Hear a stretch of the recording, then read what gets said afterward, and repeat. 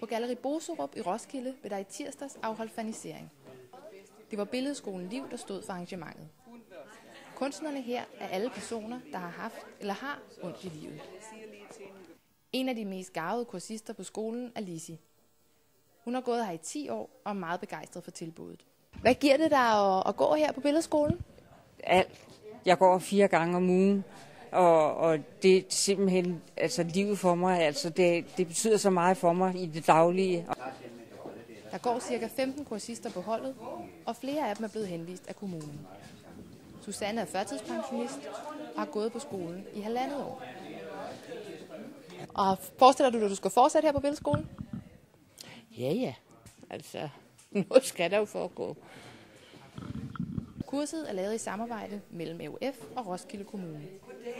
Der er lagt særlig vægt på små kursushold i trygge og rolige omgivelser. Og så skal kursisterne gerne kunne udvikle sig, både fagligt og socialt. Charlotte Hjelholt er underviser på skolen, og hun mener, at det er vigtigt for personer, der f.eks. lider af psykiske sygdomme, at de kan få lov til at udforske kunsten. Så tror du, det gør en forskel, at nogle af dem så har haft problemer i forhold til deres kunst?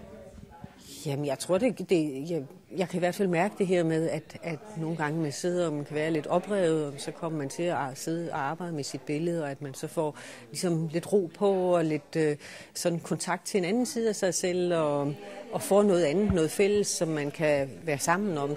Det synes jeg er rigtig vigtigt, ikke? Male herude? Ja, det vil jeg.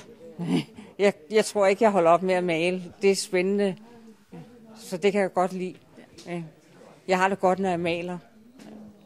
Det giver mig noget at male, ikke?